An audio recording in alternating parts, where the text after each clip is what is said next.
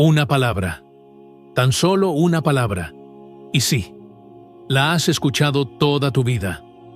En los sermones del domingo, en los libros de autoayuda cristiana con sus portadas luminosas, en un partido de fútbol, en el cual quedan 5 minutos y vas perdiendo 1-0. En un momento de sequía, cuando necesitas ese agua milagrosa para tus cultivos. En la boca de pastores que te dijeron que tus problemas se resolverían si la tuvieras en suficiente cantidad. En los momentos de crisis, cuando alguien que no sabía qué decirte te dijo, ten fe.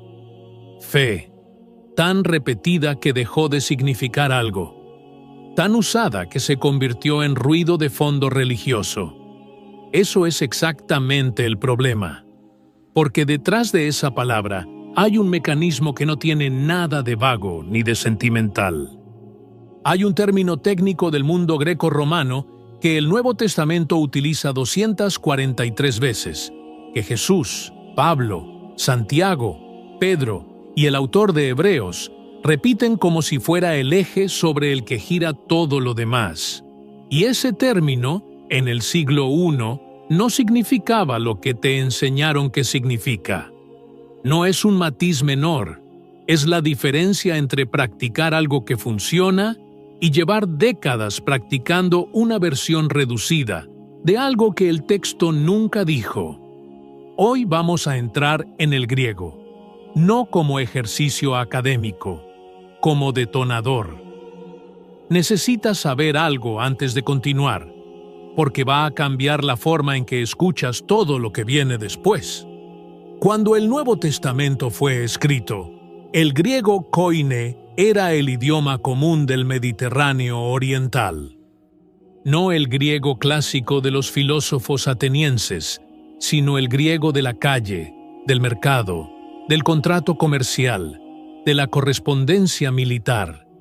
Era el idioma que usaba cualquier persona educada desde Egipto hasta Roma, desde Siria hasta Grecia. El idioma en que se comunicaban culturas que no tenían nada más en común. Y en ese idioma, las palabras tenían historia, tenían usos, tenían resonancias que cualquier oyente del siglo I reconocía de inmediato y que nosotros, 20 siglos después, hemos perdido casi por completo. La palabra que vamos a analizar hoy es pistis. Su forma verbal es pisteuo. Aparece 243 veces en el Nuevo Testamento. La traducimos como fe, como creer, como confianza. Y esa traducción no es incorrecta, es incompleta. Y lo que falta en esa traducción es precisamente lo que hace que la pistis del siglo I sea algo completamente diferente a lo que la mayoría de creyentes practica hoy. Vamos por partes, porque esto no se puede resumir sin perder lo que importa. Antes de que pistis fuera una palabra religiosa, era una palabra política. Imagina que eres un general romano en el siglo I antes de Cristo. Tienes bajo tu mando legiones desplegadas en territorios conquistados, aliados que firmaron pactos con Roma, ciudades que prometieron lealtad al imperio. La pregunta que define si duermes tranquilo o no es una sola. ¿Puedo contar con ellos cuando llegue el momento? Esa relación entre un poder y sus aliados, ese lazo de compromiso mutuo verificado por el historial, por los acuerdos cumplidos, por la lealtad demostrada bajo presión, eso era pistis. No era un sentimiento, no era una emoción interior, era una categoría de relación. Se hablaba de la pistis de un soldado hacia su general, de la pistis de una ciudad conquistada hacia Roma, de la pistis de un socio comercial en el puerto de Corinto hacia su contraparte en Alejandría. Era un término que describía lealtad activa, compromiso sostenido, fidelidad demostrable en condiciones reales. Y aquí está el dato que convierte todo esto en algo más que curiosidad lingüística. Cuando Roma quería describir la relación que exigía de los pueblos conquistados, usaba exactamente esta palabra. Pistis no era lo que sentías en el corazón hacia el imperio. Era lo que hacías. Era cómo actuabas cuando el Senado enviaba órdenes. Era si mandabas las tropas prometidas o no las mandabas. Era si pagabas los impuestos o buscabas la manera de evitarlos. La pistis se verificaba en los hechos, no en las declaraciones. Detente aquí un momento, porque el Nuevo Testamento toma esta palabra exacta, con todo ese peso político y contractual, y la convierte en el término central para describir lo que se le pide al creyente. No eligió una palabra suave, no eligió una palabra del vocabulario de las emociones privadas. Eligió la palabra que en ese contexto cultural significaba lealtad verificable, compromiso activo, fidelidad que se mide en acciones. Eso es lo que nadie te explicó cuando te dijeron que necesitabas más fe. Suscríbete si quieres seguir destripando los textos como se merecen. Esto es solo el primer nivel. Hay una tensión en el Nuevo Testamento que los teólogos llevan siglos intentando resolver, y la forma en que la han resuelto dice más sobre sus supuestos que sobre el texto. Pablo escribe en Romanos 3:28 que el ser humano es justificado por pistis aparte de las obras de la ley.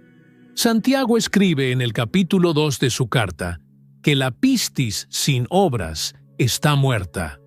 Durante siglos, estos dos textos se han presentado como una contradicción que requiere solución.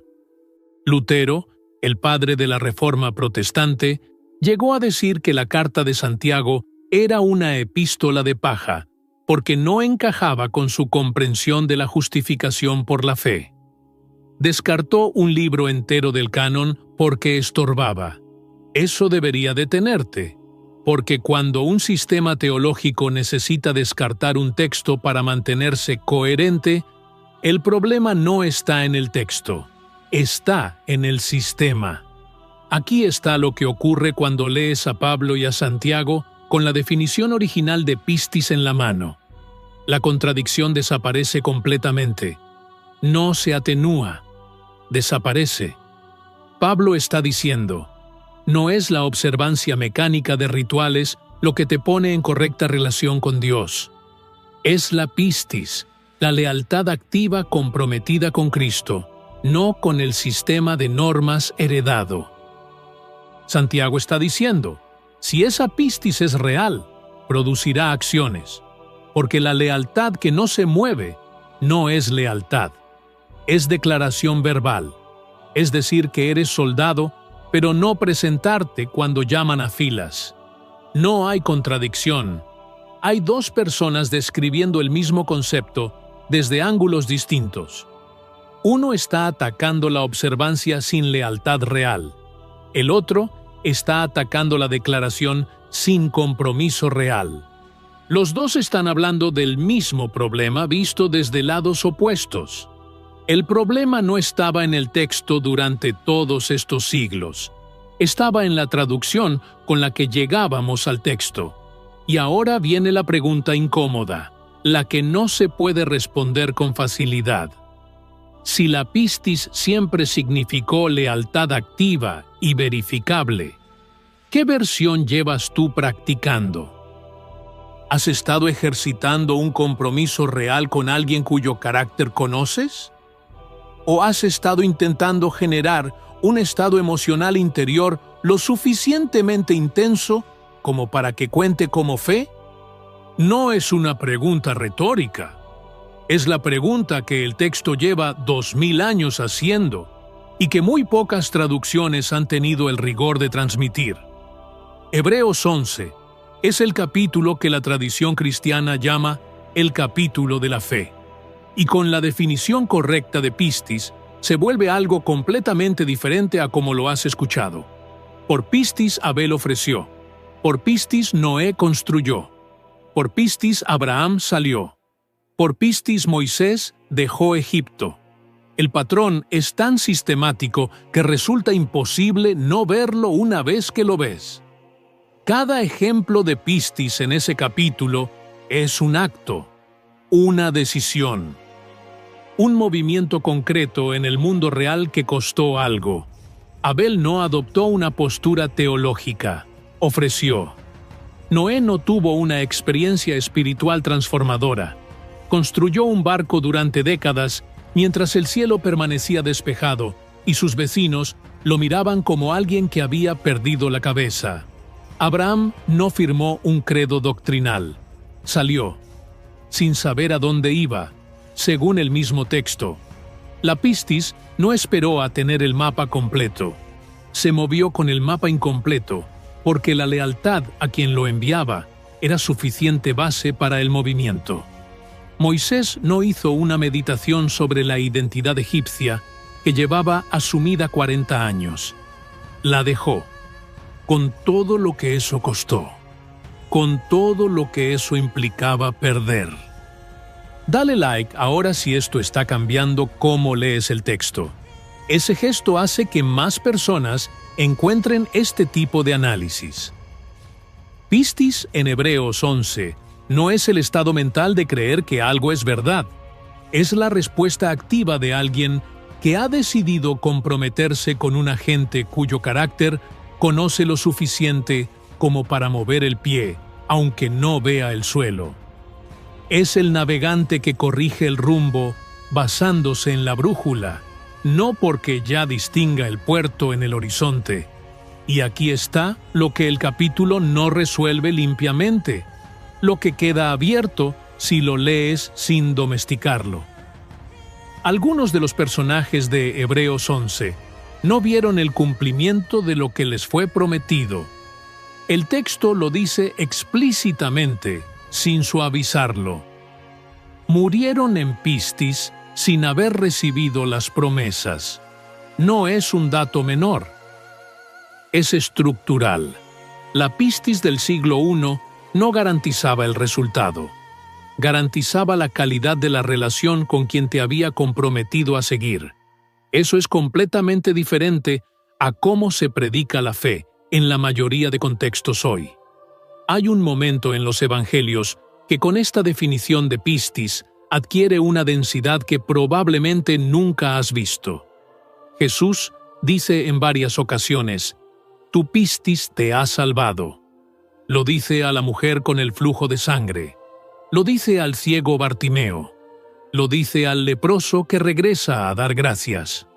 La lectura habitual convierte esta frase en algo así como, «Tu sentimiento de certeza interior ha activado el milagro». Como si la fe fuera un mecanismo psicológico que, cuando alcanza suficiente intensidad, desencadena resultados sobrenaturales. Esa lectura convierte la pistis en una especie de fuerza que el creyente genera y acumula en cantidades variables. Pero si pistis significa lealtad activa y compromiso verificable, la frase significa algo diferente.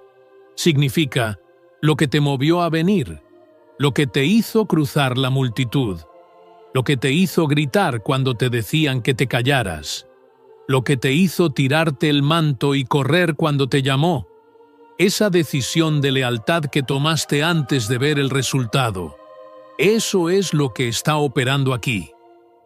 No es un sentimiento, es una dirección. La mujer con el flujo de sangre llevaba 12 años enferma. Había gastado todo en médicos.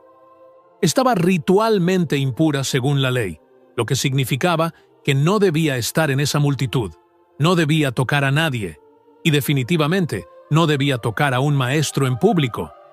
Tocó. Eso es pistis. No un estado emocional, una decisión de comprometerse con alguien cuyo carácter había llegado a conocer lo suficiente como para arriesgar lo que le quedaba. Bartimeo era ciego. Estaba mendigando al borde del camino. La gente le decía que se callara. Gritó más fuerte. Cuando Jesús lo llamó, el texto dice que tiró el manto, se puso de pie de un salto y fue. El manto del mendigo era su único bien, su instrumento de trabajo, lo que extendía para recoger las monedas. Lo tiró antes de que nada hubiera cambiado. Eso es pistis. No es fe como sentimiento. Es fe como movimiento irreversible en la dirección del compromiso. Y aquí está lo que esto deja sin resolver, lo que es importante que no se cierre demasiado fácil.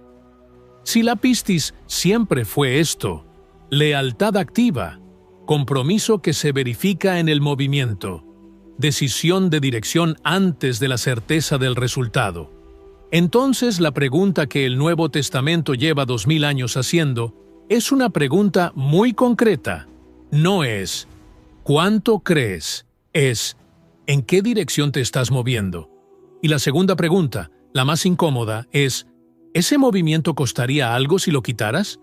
Porque la lealtad que no tiene costo no es lealtad, es postura, es identidad adoptada, es pertenecer a un grupo, es la pistis de la declaración sin la pistis del soldado. Al principio, te pregunté si la razón por la que tu fe no funciona podría ser que nadie te explicó qué significa esa palabra en el idioma en que fue escrita. Ahora tienes la respuesta. No como consuelo, como problema. Porque si pistis siempre significó lealtad activa y verificable, si siempre fue el término que describe el compromiso que se mide en movimiento y no en intensidad emocional, entonces la pregunta que queda no es teológica, es diagnóstica. ¿A quién estás siendo leal de forma verificable? No en tus creencias declaradas, no en tu identidad religiosa, no en el grupo con el que te identificas, en tus decisiones concretas esta semana, en lo que haces cuando nadie mira y el resultado no está garantizado, en si el manto sigue en el suelo o lo recogiste porque todavía no estás seguro. Eso es pistis.